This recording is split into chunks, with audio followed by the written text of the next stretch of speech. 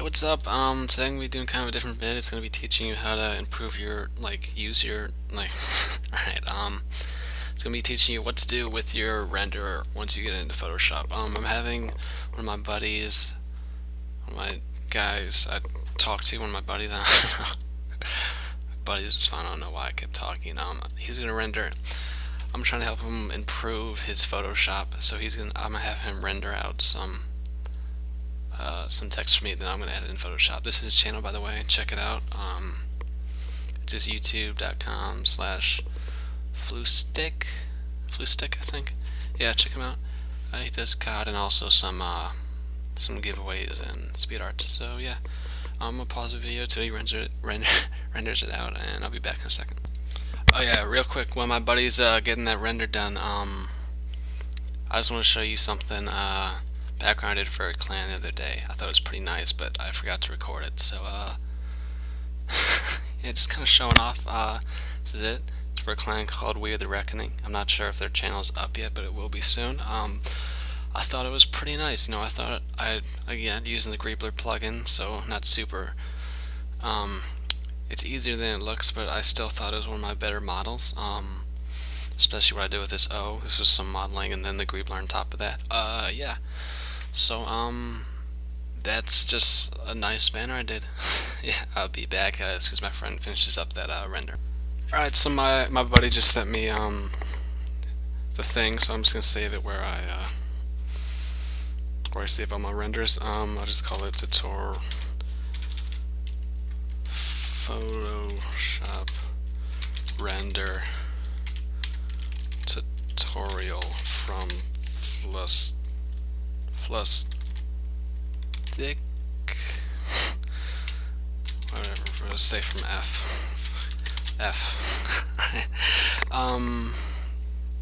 Yeah, alright,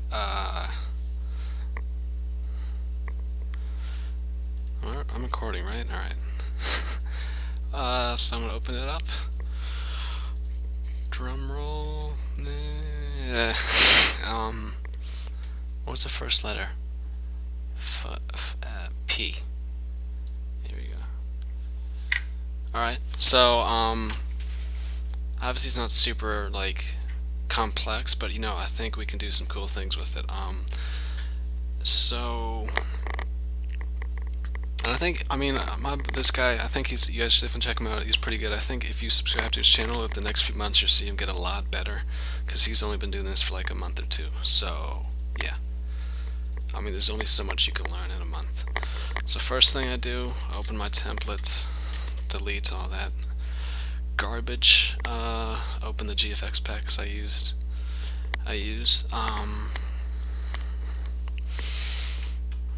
Yeah, I would link you guys the vids that I got these from, but I looked for like half an hour the other day and I couldn't find them. Well, that's a lie. I looked for like 5 minutes, but yeah. Alright, I just don't want to just pull my favorite stocks from each one and just throw them back at you guys, because it's not really fair to the people that made these.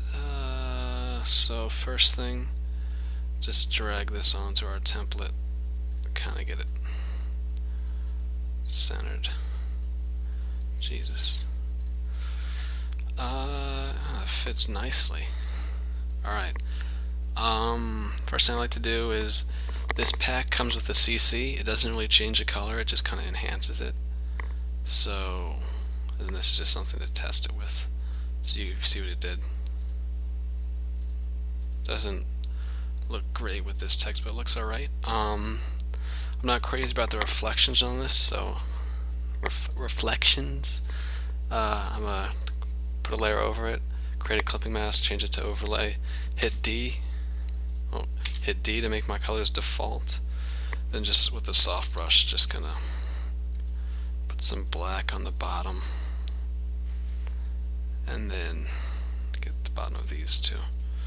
Sometimes the red doesn't quite accentuate that super well. Just kind of give the top of these some highlights. If you don't have a super good Lightroom, then this is something you can do by yourself. And yeah, that added some stuff to it. So I'm gonna combine these. Yeah, so what are we gonna do now? So I got this center, I can pretty much get rid of those lines. Hold on. I'm gonna Control Z this real quick, because I'm not liking how dark it made this. Alright, that's a little better. And then I like to do a few things when I get text in. Copy it, take the lower layer, put a Gaussian blur on it, just to give it kind of a glow. Not a glow, but like some back color to it. See the difference it makes? Control J again to copy it. Layer below, blur, and then we're gonna go to a radial blur. Make sure this is on best, unless your computer's like super slow, but if it's not on best it will get really noisy and kind of broken up. Just somewhere around 100, kind of do that. You can lower the opacity if you want, but or you can do like a motion blur in a certain direction if you want to do that. Just I think it adds a little bit to it. This Control J, this works alright on some text, this filter. Sometimes if you like that just black look, you can leave it and then take these two off and just kind of go for something like that. That looks nice, but I'm going to not do that right now. I'm going to put this on screen so it gets rid of the black, and you know, it gives it a nice kind of look.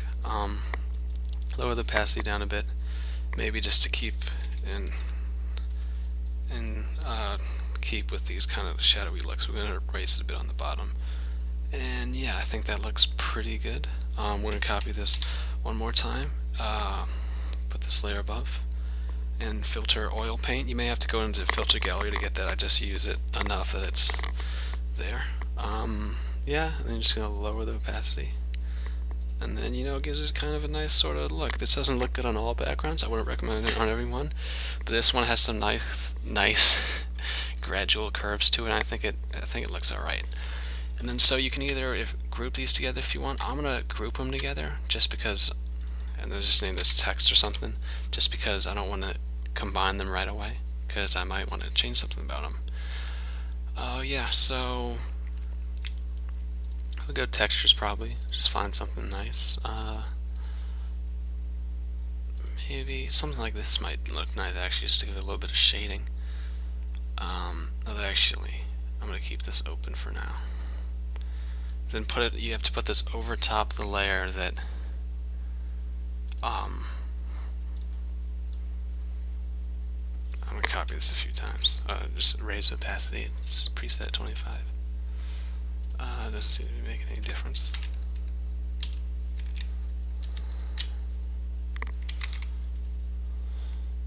That's because it's up there.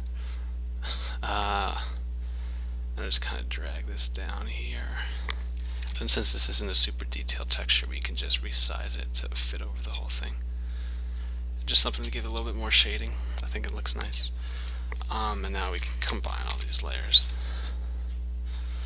Yeah, what are we doing for time? 8 minutes, alright.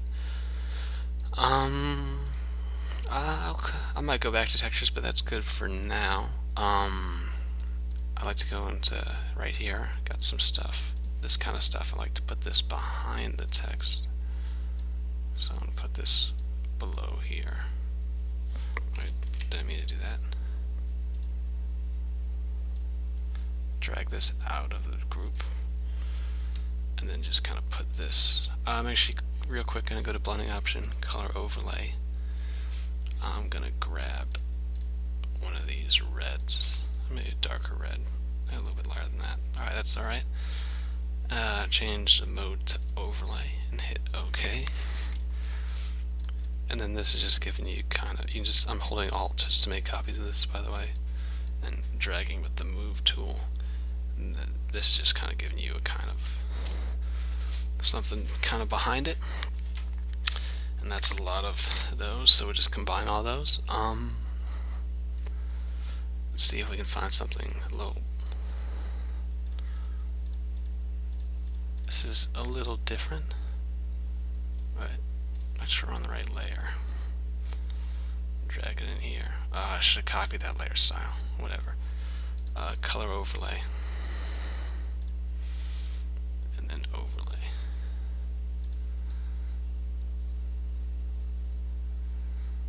It's looking a little different. Just color overlay. Just do normal. That's fine. I'll probably something with that. Yeah, just kind of drag this around. I don't really like it there. 1 is fine. But below this, I am going to add a little bit of just red, just to give it a little bit of a surround this. Oh, I don't like it in those spots really. Erase these, and then just lower this slightly. And then I'm gonna make another layer. Get some red.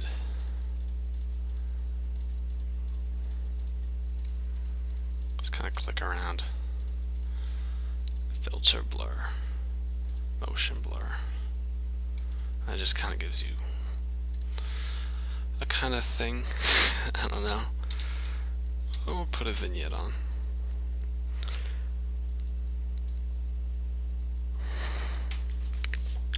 Yeah, so it's looking alright so far. I'm not gonna go super complex with this, but I'm gonna try to add some stuff to it. This is pretty good stock, although I'll change the color, see how it works. I overuse this stock a little bit, to be honest. To be completely honest with you.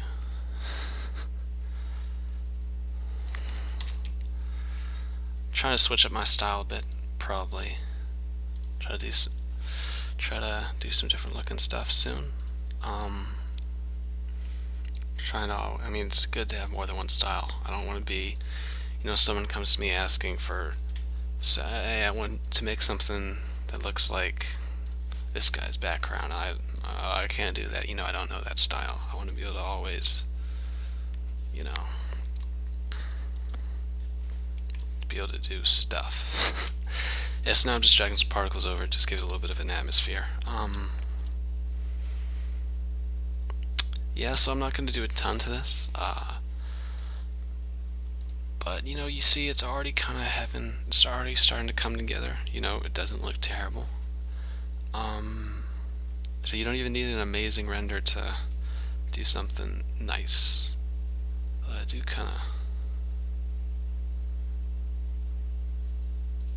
like the way he rotates these letters. Sorry about the Skype notifications if that's loud or anything. I could do more. Maybe I'll try. I haven't added flares in a while. Maybe I'll add some flares. Are there even flares in this? I've probably never been in this folder. I have. Grab this one. Is this black and white? Image adjustments. No, it looks yellowish.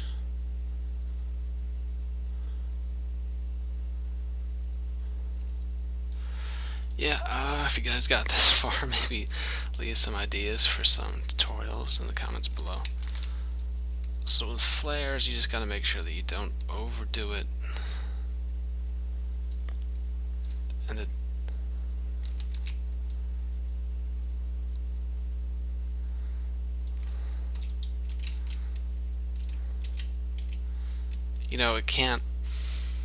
don't have it look like there's a flare there. Have it look like it's a highlight, or it's a natural, like, sci-fi kind of look. Don't have it look like, oh, you're not trying to make it look like, oh, that guy added those flares nicely. You're trying to have it look like, oh, those sci-fi kind of light effect looks. How did I get to the type tool? That sci-fi kind of effect looks nice. You're going for something like that. I don't know why I'm on the type tool. Yes, I'm not going to add a ton. I'm just going to add these to the edge. This is on linear dodge. Is this a flare? No, it's particles. Alright, these are flares. When you combine things, it makes it just normal, so put this back on linear dodge. And then I'm going to go in, and very important, the most important thing about flares is always erase this extra.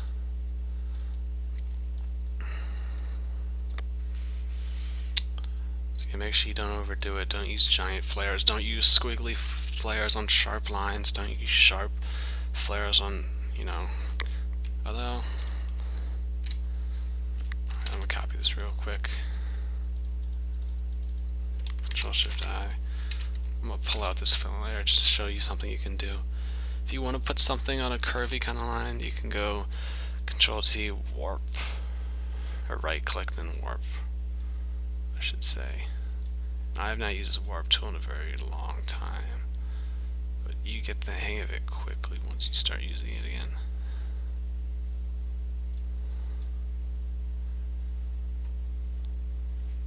Alright, well you get, I'm not going to reteach the warp tool right now, but reteach it to myself, but you get how that works.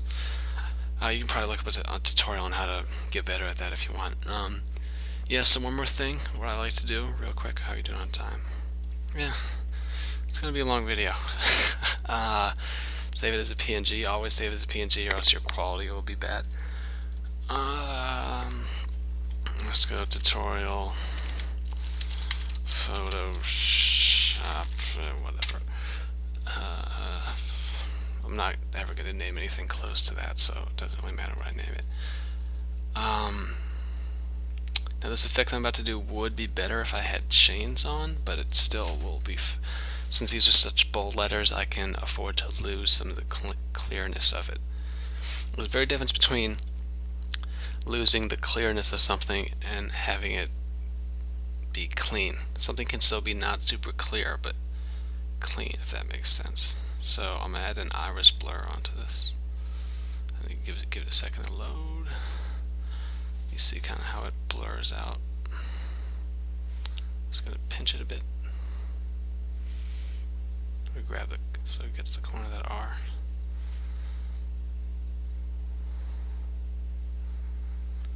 You know, it's not the greatest iris blur I've ever done, but it's alright. You know, it kind of centers that a bit. So yeah, that's pretty much it. Let me know what you thought on this tutorial. Leave more ideas below. Tell me what you think and stuff. Yeah, thanks for watching, and I hope you learned.